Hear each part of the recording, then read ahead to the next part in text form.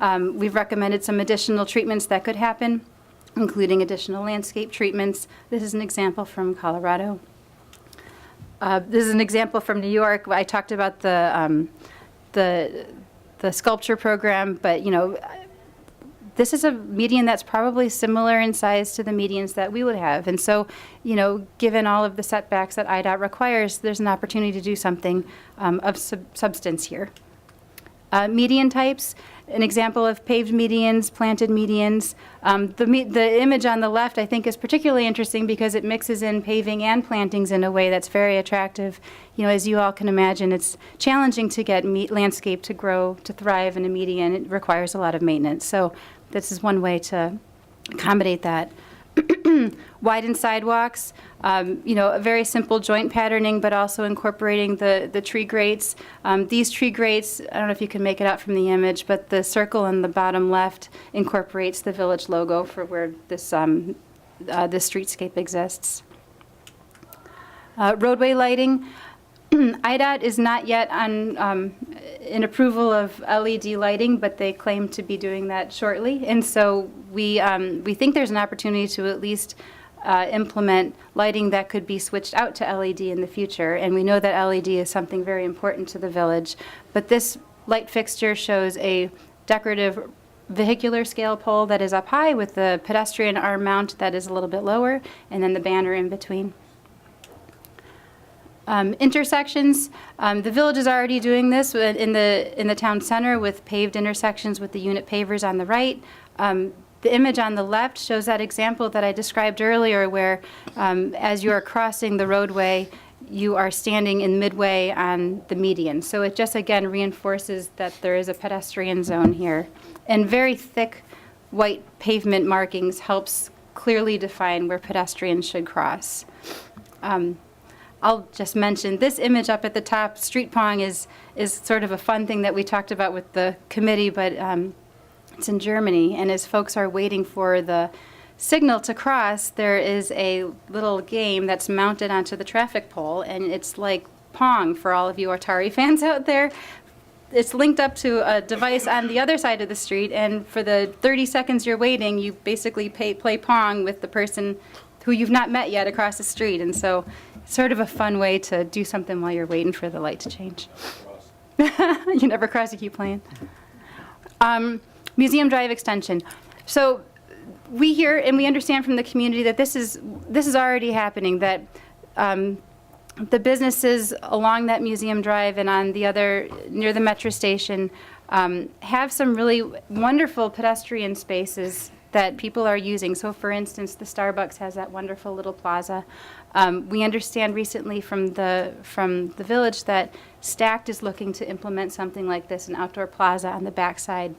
And so bit by bit, as the businesses are putting uses on the backside, improving the backsides of their buildings with facade improvements, outdoor seating, cafe, lighting, plantings, it can start to become a really compelling public place. We know that on the 95th side, we're really squished for space. We've got just enough to get a safe sidewalk, but in terms of making a really fun pedestrian-oriented space, we think the backside where Museum Drive is our real opportunity. So some images of other back of house alleyway improvements are shown here.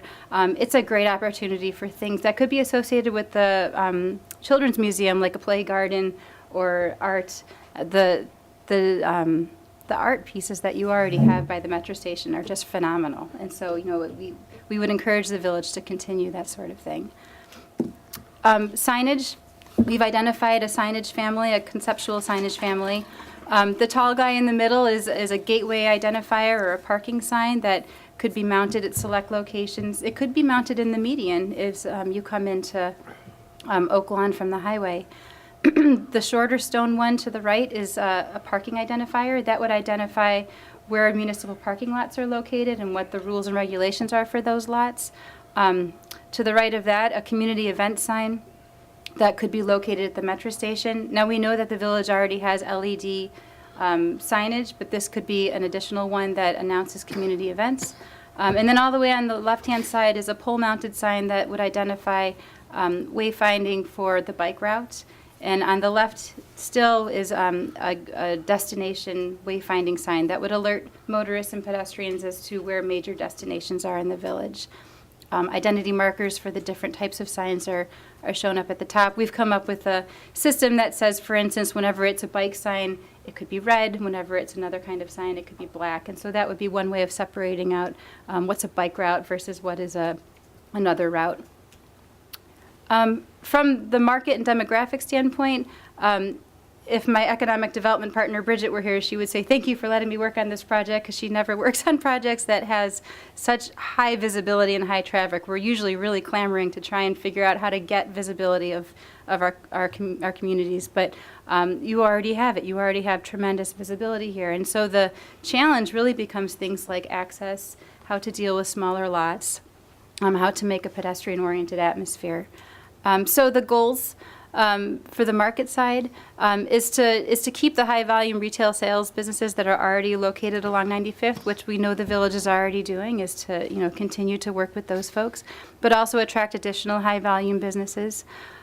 Encourage entrepreneurship. This is a concept that says that it's not only about increasing the tax base, but it's also about creating an environment where local entrepreneurs feel like they could set up their business. They contribute to an economy as a whole versus just tax dollars that comes out of their business. Using village investment only as a last resort. With the high visibility and the market demand of 95th, we believe that these developments could occur and be self-sufficient without village investment. Matching parking to the business demand. This is a concept that I think is already happening today, but to continue to support businesses to share parking so that when daytime and nighttime uses might be next to one another, that they could continue to share parking. Creating a pedestrian-oriented business in the town center is also great for the economy. And then capitalizing on the medical office cluster. Offices are wonderful for other uses. They're always ordering lunch. They're always, spending some money in the downtown. So what we did next was we selected 6 sites that we, with the village staff and with the steering committee, conceptualized potential developments that could occur. And we know that the BD lumber site is something that's been looked at for a long time. Here's the Metro parking garage. Here's the Metro station. The BD site includes 2 parcels. This is lovingly called the east parcel, and the west parcel here. Tully Avenue is to the side, and then 96th Street. And I should mention that when we put together concepts like this, we know that it never gets built the way that we have drawn it, but what it does is it identifies a value system for the communities to then use as they discuss with property owners. So in our case, we talked about this Museum Drive extension and the development of this alleyway. One of the important things that came out of this is to reserve, 10, 15 feet for this continuous bike path that would come through. Other things that were important were things like a green buffer around the parking lots, creating parking so that it doesn't look like it's too close to the residences. So this concept looks at 2 building developments, 3 stories, largely office with a small dining component to this one. Could be a small restaurant with an outdoor dining plaza. We know from talking to the village that there is interest in this parcel, and that we believe that not that it's going to end up looking this way, but that what happens on this site could potentially help with the promotion of this site as a next piece. So it can serve as a catalyst to what happens next. I want to mention, too, as part of the Metro garage development, here's a video. I'm going to get to the next one to talk about that. So the Museum Drive extension, this is the area behind the businesses of the south side of 95th Street. So the Metro station is over here. Museum Drive. And here is the Metro Garage. I wanted to first talk about this area here. Today, the Metro Garage has an entrance and exit off of the north here, and what folks do is they come, I don't know if we can see it, they come from the garage through the parking lot, and then they circulate around. There are some places where the roadways have been cul-de-saced and they can't get, to streets such as this one. What we've conceptualized, and we've been in discussions with Metro about this, is to add a new entrance on the west side here. And by doing that, we're giving automobiles sort of another option as to where to drive to and from, and therefore not putting all of our traffic on the east side here, but splitting it so that some traffic goes west, some goes east. And what that does is that creates a zone in here that we're calling a pedestrian first zone. As you probably know, driving through there is a little bit hairy. There are some regulations that make it illegal to drive through there at certain times of the day, and it's got some visibility issues. And so by doing this, we believe that there's an opportunity to create just a walking space, a people-first space that could be open for emergency vehicles only, because we understand they need to get through. But that would occur in this area, and then creating an organized parking system that takes folks from the parking garage through this alleyway, through Museum Drive. Brant Avenue is here. The new signalized intersection is here. But you can see all these little hatched areas that are shown, this buff color hatch, that represents places where those art pieces or play gardens or outdoor cafes can occur. So we're carving out some spaces for cars, but we're also carving out some spaces for people to enjoy the back sides of the buildings. And this is an enlargement back here that just shows that in more detail. This is a visualization of what that area could look like. And so here we are in that section of Tully Avenue with the Metro station to the right and the Metro garage to the left. And so this is as if the new parking lot entrance has been built on the west side, closing this section of street. And then I'll show you, we had some fun in our office, so I'll share with you our little video if you haven't seen this yet.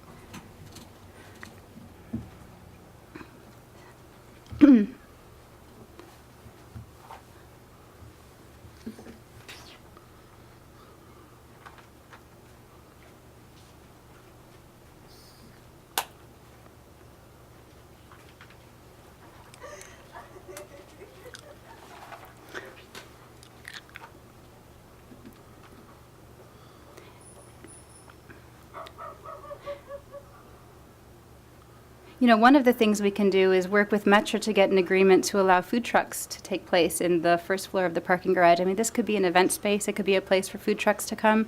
It could be a place for daytime, nighttime events, and smaller scale events than what you have on Village of the Green. I mean, the Village on the Green, this is a grander space, but this here would be sort of a more intimate type space. Make sure I can get to the next one. Awesome, it worked. Okay, the other piece is facade enhancement guidelines. So we've identified some opportunities where the existing building stock is good but could use a little bit of freshening up. And these would be non-structural elements that could be applied to facades. These are things like fabric awnings, signage, gooseneck lighting, paint. And signs, I think, are especially important in this type of environment where the signs are flat against the wall, but also projecting off the side of the wall, because we want to make sure that we have sort of this pedestrian-oriented environment where people can see without having to crane their necks. So these are the types of things that could be applied without a whole lot of cost to business owners. We also worked with the high school. We understood that there were a lot of traffic issues with the pickup and drop-off, particularly down here on the south. We understand that folks that are turning from Southwest Highway, making a left-hand turn onto 95th and then trying to cut over to Austin, there's just a lot of troubling traffic happening over here. And so we met with the high school a few times to come up with a scheme that would help them alleviate some of the traffic issues. And our engineers are continuing to work with them on a separate basis to evaluate the feasibility of a potential signal to the north. They're looking at one of two options, either 93rd Street or down here by their entry drive. But we've also coordinated with PACE, and PACE approves us to put in a PACE pull-off so that as students are getting off of the PACE bus, they have a place to pull over, and then sort of a welcoming entry plaza that they can walk from the Pace area up to an arrival plaza here on the south side of the school. Today, the parking lots they're sort of divided in half. There's a parking lot here, and there's a parking lot here, and they're divided by a barrier curb. We understood that had something to do with the way that they did their driving school, which no longer functions that way. And so by organizing it into one continuous parking lot with a drop-off drive that gets enough stacking that cars can circulate through, drop their kids off, and then circulate back out. Also, there's a second option to have a drive to the north that lines up with Monitor Avenue and comes out onto Southwest Highway. Also, the pedestrian bridge that's overhead here, currently it lands on what is not high school property anymore, and so the proposal was to reconstruct that bridge and reconstruct it in a way that's very attractive and has some signage that promotes the village of Oak Lawn. One last piece is improving the crossings down here. So IDOT has agreed with our representation here of better crossings, median extensions, as we showed earlier in the photographs. We looked also at the Kmart site. This is the largest property that we looked at. It's about 25 acres. And we looked at it as a couple of options. One is you could be re-tenanted, and you probably saw some renderings in the report about what it could look like if it just got a facelift, similar to the facade enhancement I'd shown earlier. Thank you. Thank you. If it were re-tenanted, with a new user came in and used the Kmart building, potentially as an educational use, we were thinking, they have a lot less parking requirements than a retailer would have. And so we thought that there was an opportunity to create, a campus-like space in the center that the parking could be turned into a green space and they could still get their parking requirement. The other option is to redevelop it as a modern large format development similar to what you have across the street with Target and Home Depot. And so this is a concept that looks at a 120,000 square foot box, large format retail with some outlots. The existing Longhorn Steakhouse is here, but giving it a nice landscaped pond that it could have outdoor dining and be an attractive place to sit outside. Same thing with the restaurant here that also could become a gateway feature into the village from the east. And then this is a concept that we've been successful doing in other communities. You'd oftentimes see outlots sort of separated box by box by box, but by clustering them, organizing their drive-throughs like this is done here with two boxes next to one another, we can create another plaza space in between the two. So this is a relatively new model, but it's something that developers are now willing to do. Other things to promote sustainability are, including things like bioswales, treatments in the parking lot that, allows drainage to filter through and slow the runoff so it doesn't go directly into the pipe. We looked at Cicero Avenue. We know that the village is also working on a Cicero Avenue corridor plan, so we've talked with the consultants that are involved in that project to be coordinated between ourselves. But we focused on in this intersection because Cicero Avenue is a major bus route for Pace, as is 95th Street, and that there was a lot of pedestrian movement happening from the bus stop here to the bus stop here and back and forth, and so a lot of activity happening around here, and it's today not a very pedestrian safe area. So we took a closer look at it. There are some great things that are already happening. Behind the salon and spa here, there is a Pace shelter on private property, which is wonderful. There's also a Pace shelter at Walgreens, or a Pace bus stop at Walgreens. And Walgreens has done something great that we're wanting to replicate throughout the plan, which is wherever there is a bus shelter or a sidewalk, they've incorporated a pedestrian crossing through their parking lot so that you can identify where is the pedestrian safe zone to get across the parking lot into the building. We've shown a similar sort of arrangement. Here is the mall. Here's the White Castle. And we believe there's an opportunity to get a Pace pull-off here with a shelter, one of their narrow shelters. And then, again, a crosswalk across the roadway or the driveway into this small commercial outlot. Other things, again, are those median extensions here, so that as you're crossing the street, you have a place to rest. And it's divided so that you know where the roadway is and where the pedestrian zone is. Land use and zoning. So as I mentioned, there are places where this corridor is very automobile-oriented. There's places where it's very pedestrian-oriented, like in the town center. And the lot sizes are pretty varied. It really is a downtown amidst an automobile-oriented place. And so what we've identified are opportunities through zoning techniques and design guidelines to reinforce this corridor as the downtown that it is, and to support it as sort of the center of community. The design guidelines are used to promote preferences, but the zoning are things that could be made rules or law in the community, and it's up to the village to determine how to move forward. But we have identified some opportunities where the zoning could be modified to support some of these goals that we've set forward. So for instance, the front yard setbacks, the existing code says that the front yard setback should be 5 foot wide.